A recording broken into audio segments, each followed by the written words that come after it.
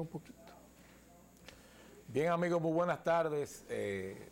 Estamos aquí en un momento muy especial con el doctor Enrique Pina. Recuerden que le había explicado ya que Enrique Pina, aparte de ese don de Dios, de ser un gran tenor, un gran embajador en el contexto artístico del canto, del bel canto, en muchos países, Enrique tiene un doctorado en ciencias políticas. Y en esa faceta que lo tenemos aquí hoy, hablando del Mariscal Rommel, esta es la última entrega del tema, espero que estén bien atentos, va a ser algo bien interesante. La última vez nos quedamos recuerden que hasta ahora habíamos presentado a la vez la figura de Rommel, un individuo que hasta con un rango, cuando tenía un rango menor, porque llegó a mariscal, que es lo máximo que se podía llegar, o ser Führer, teniendo bajo rango llegó a corregir militares de alto rango. Era un individuo que el mismo Goebbels en su propaganda lo utilizaba y se convierte en una especie de divo. Son momentos que vivió de gloria y ahora tenemos un Rommel deprimido. Deprimido que lo hace saber incluso. A pesar de haber recibido elogios del león joven, cuando era joven, Winston Churchill, una figura que yo tengo una simpatía muy especial por él, porque ese discurso, cuando él asciende como canciller, como primer ministro, perdón, como premier, donde él fue tan sincero y ofrecerle a un pueblo trabajo, sangre, sudor y lágrimas, yo lo veo como un gesto de honestidad, y si no fue de honestidad, de inteligencia política, porque a veces la gente cree que lo correcto es ofrecer muchas cosas que tú no vas a dar. Entonces él habló de una manera que él vendió, o sea, se vendió muy bien al pueblo, Churchill. Pero es Churchill quien elogia la capacidad como militar del Mariscal Rommel. Así es que buenas tardes, Enrique, qué bueno que ya vamos a llegar al final de esto, no porque es bueno, sino porque tenemos ya una serie completa que va a estar en YouTube. Claro. Y esto se convierte en un evento pedagógico definitivamente. Claro. Bueno, nos quedamos en que Rommel prácticamente lo condecoran con la diamantes de la Cruz de Hierro, porque eran varias etapas: Cruz de Hierro, después Cruz de Hierro con hojas de roble, Cruz de Hierro con las espadas y Cruz de Hierro con los diamantes, todos juntos. Entonces nada sale en la prensa alemana y Rommel dice, bueno, he caído en desgracia. Entonces hay un bache ahí en la vida de Rommel y el mismo alto mando alemán se pregunta, ¿qué vamos a hacer con Rommel? Un mito creado por la misma propaganda nazi, y es precisamente Alfred Jodl, a quien él había insultado, llamándolo, yo usé la palabra cretino en el programa pasado, pero en realidad el término que él usó es un término mucho más fuerte, le dijo coprófago para usar otro término más elegante. Vamos a ver la diapositiva. No es elegante, pero la palabra está en el diccionario. Exactamente, sí, es muy significativa. Vamos a ver la diapositiva 118, la próxima, por favor. Exacto. Es Alfred Jodl que lo asigna al grupo de ejércitos B que estaba estacionado en Francia prácticamente para cubrir la invasión que se esperaba desde el Canal de la Mancha en algún momento. Aquí estamos, perdón, porque esto es pedagógico, el Canal de la Mancha que comunica Inglaterra con Francia. Exactamente. Es un punto estratégico importante. Exacto. Son de esos sitios como el Canal de Suez, como los Dardanelos, como el Bósforo en Turquía, etcétera. Exacto. Entonces, aquí volvemos a la figura, por favor. Exacto. Ahí está la foto de Gerd von Rosted y Rommel. Gerd von Rosted es el veterano, el soldado, el mariscal de campo más veterano de todo el ejército alemán. Tenía en ese momento 68 años y Rommel prácticamente 52. Y este hombre se pone celoso de que Rommel le han asignado a Rommel y Wilhelm Keitel viaja a París a decirle a este señor, mire, su puesto está seguro, no vamos Rommel no lo va a sustituir usted, Rommel no es un estratega, es un táctico, tiene funciones tácticas una vez empiece la batalla, la invasión, y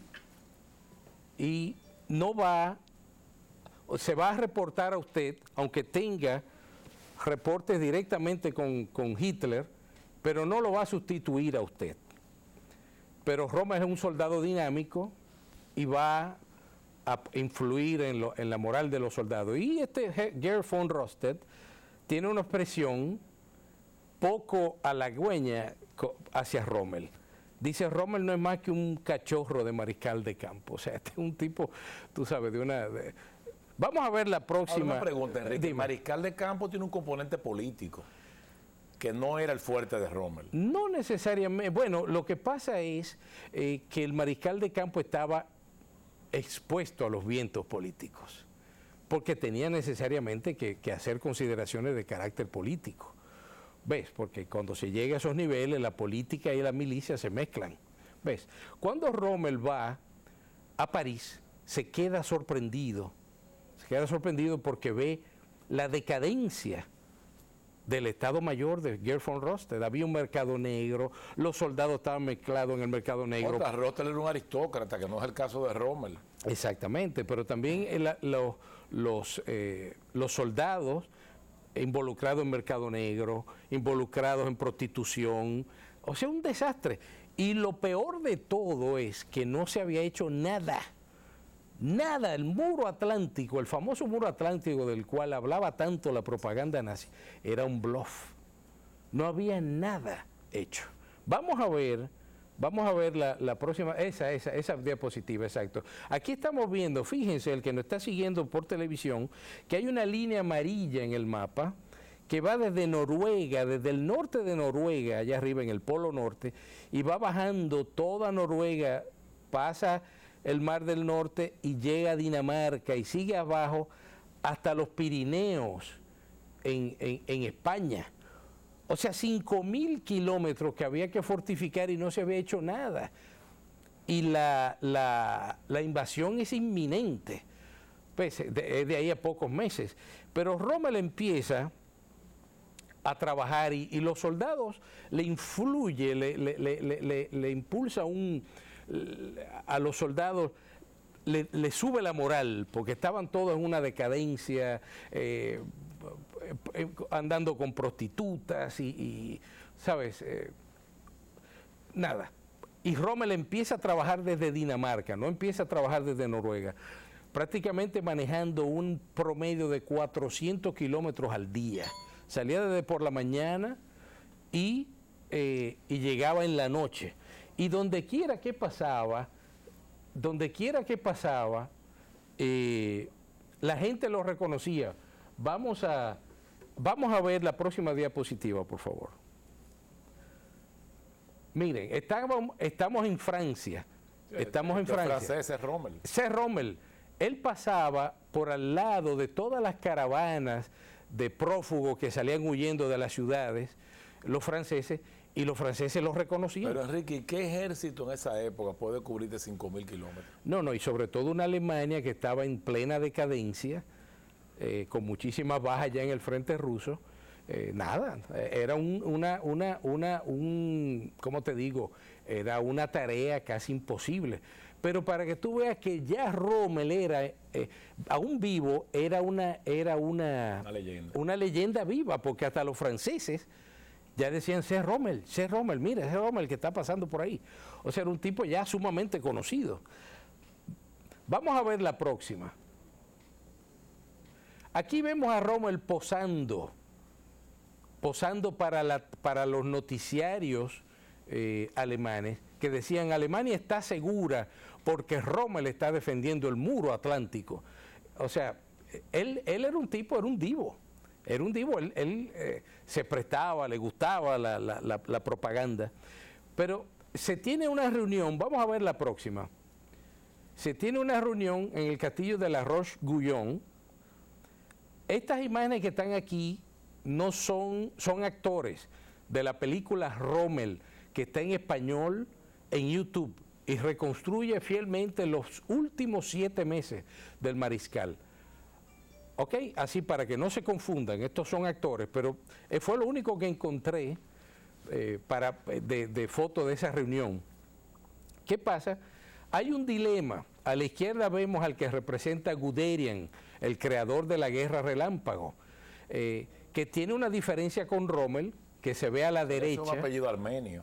Sí, parece que sí, sí, parece. Entonces, es armenio. Sí. Entonces, ¿qué pasa? Tienen una diferencia. Rommel dice que quiere los tanques cerca de la playa, porque es en la playa que hay que derrotar al enemigo, que si el enemigo lograba crear una cabeza de puente en la playa, prácticamente la invasión iba a ser un éxito. Entonces tiene una diferencia con Guderian, porque Guderian le dice, sí, pero si tú pones los tanques en la playa van a estar al alcance de la artillería de las fuerzas navales inglesas. ¿Cómo tú vas a resolver eso? Entonces dice Rommel, yo los voy a enterrar. ¿Cómo que tú vas a enterrar los tanques? Sí, los voy a enterrar. Entonces tuvieron una diferencia y no se pusieron de acuerdo.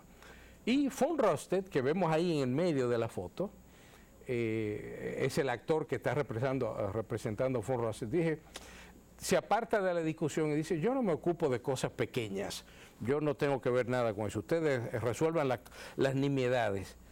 Vamos a ver la próxima diapositiva. Aquí vemos lo que decía Gamal hace poco, el Canal de la Mancha. Ustedes ven arriba a la derecha en azul, hay una escrita que dice Pas de Calais, el paso de Calais. De Calais que lo ocupan siglos atrás los ingleses. Exacto. Entonces, y humillan a los aristócratas vestidos de harapos. Hay una obra famosa, ya que a veces se habla de arte aquí muy frecuentemente, que son los burgueses de Calais, sí, de Rodin. Del paso de Calais a Dover, que está en Inglaterra, que son los dos puntos más cercanos, hay simplemente 33 kilómetros. Y hay un debate histórico sobre quién realmente predijo que la invasión iba a ser en Normandía. Hay historiadores que dicen que fue Hitler y hay otros historiadores que dicen que fue Rommel. Pero, naturalmente, para los que nos siguen en televisión, miren dónde está Normandía, que está en un punto muchísimo más lejos. Pero en Normandía, quiero que, donde ustedes ven Normandía en azul, miren ligeramente hacia la izquierda y van a ver una escrita que dice Cherbourg. ¿Qué pasaba con Cherbourg? Que era un puerto donde si se dominaba esa posición, ya podían ahí desembarcar tanques, era un puerto de alto calado. Y ese fue el punto, naturalmente, donde eligieron para el desembarque. Vamos a ver la próxima diapositiva. Gracias. Este es el castillo de La Roche-Guyon. Este era el castillo de François de La Rochefoucauld, un intelectual del siglo XVII. Aquí fue donde Rommel estableció su cuartel general y tenía excelentes relaciones con la familia, con los descendientes de François de la Rochefoucauld, y era gente que estaba ya muy comprometida con los nazis. Bueno, tanto es así que al descendiente, al conde de la Rochefoucauld, de Gaulle, después de la guerra, lo mandó a fusilar, lo ejecutaron. Y este es el castillo que tomó Rommel para tomar como cuartel general. Tanto es así, sus relaciones eran excelentes con la familia, los herederos de la Rochefoucauld, que la hija hablaba alemán y ellos iban de cacería muy frecuentemente. Vamos a pasar a la próxima, porque aquí ya la cosa empieza a ponerse turbia y varias cosas empiezan a pasar que no van a jugar en favor de Rommel. Aquí dice, 15 de abril de 1944, un asunto doméstico condena a Rommel a muerte. La persona que estamos viendo, el militar que estamos viendo a la izquierda, no sé si ustedes se recordarán, en uno de los primeros programas, es Alfred Gause, el jefe de Estado Mayor de Rommel, un general. Y a la derecha vemos a Lucy, la esposa de Rommel. ¿Qué pasó con Alfred Gause? Alfred Gause perdió su casa en un bombardeo de Berlín. Su casa fue bombardeada, pero para colmo, también bombardearon el banco donde él tenía todos sus ahorros y prácticamente se quedó en la calle. Y como era el jefe de Estado Mayor de Rommel, Rommel le pide a la esposa que lo hospede en su casa junto con su esposa. Y aquí empezaron los problemas. Un día el jardinero, para que ustedes vean los asuntos domésticos, cómo influyen en los azares políticos y militares. Un día el jardinero de la casa de Rommel llegó tarde y Alfred Gause le llamó la atención al jardinero, y Lucy, la esposa que vemos a la derecha, no le gustó el hecho de que Alfred Gause usurpara funciones que eran de ellas. Y dice, usted es un huésped, usted está en mi casa, y tuvieron una discusión tremenda. Y Lucy, que vemos a la derecha, la esposa de Rommel, le pide a Rommel, sácame a este hombre de la casa y sácalo del Estado Mayor. E increíblemente Rommel, un individuo que, con un don de mando increíble, que tenía debajo de sí generales, coroneles, soldados, miles de soldados, con un don de mando sumamente férreo, en su casa, curiosamente, la que mandaba era la mujer. Y él, muy sumisamente, sale de Alfred Gause, y aquí la cosa se pone peligrosa. Vamos a ver la próxima. Porque Alfred Gause viene sustituido por este señor que es el general Hans Speidel. ¿Quién era Hans Speidel? Primero que todo, era un individuo que había sido condecorado por Hitler con la Cruz de Hierro al Valor por sus hazañas en el frente ruso. Tenía un PhD magna cum laude en historia y filosofía. Era un tipo de modales refinados. Tanto es así que Rommel empezó a imitarlo. Ya tú te imaginas. Rommel empezó a imitarlo. Pero también hablaba francés. Cuando llegó al castillo de la Roche-Guyon, le dijo a la condesa unas poesías en francés de su antepasado. O sea, era un individuo sumamente culto. Pero, o sea, estamos delante de un individuo que no era ni un pusilánime ni un ignorante. O sea, era un hombre valiente y un hombre bien preparado. Contrario a Rommel, que era un individuo intelectualmente limitado. Pero entre todas estas cualidades excelsas que este hombre tenía, había una que lo hacía extremadamente peligroso. Y era que era un miembro activo y ferviente del complot para asesinar a Hitler. Y esa asociación con Hans Speidel, von Stauffenberg, exactamente, todo ese grupo. Vamos a ver, entonces cuando este hombre llega al castillo de la Roche-Guyon, los que están complotando para asesinar a Hitler empiezan a frecuentar el castillo. Entonces Rommel empieza a tener contacto con esta gente que es increíble, que estaban contando con Rommel para una Alemania post-hitleriana sin que Rommel lo supiera. Una ingenuidad de parte de ellos.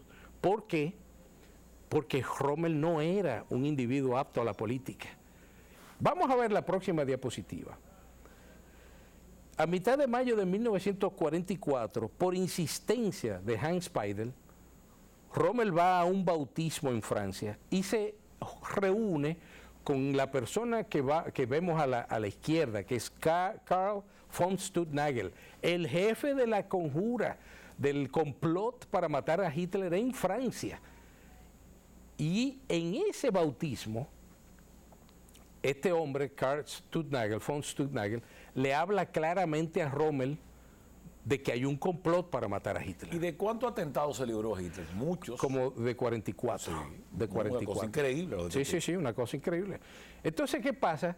Karl von Stuttnagel, que vemos a la izquierda, que es el jefe de las tropas, el jefe de los complotados, los que están complotando en París, le habla a Rommel abiertamente del complot.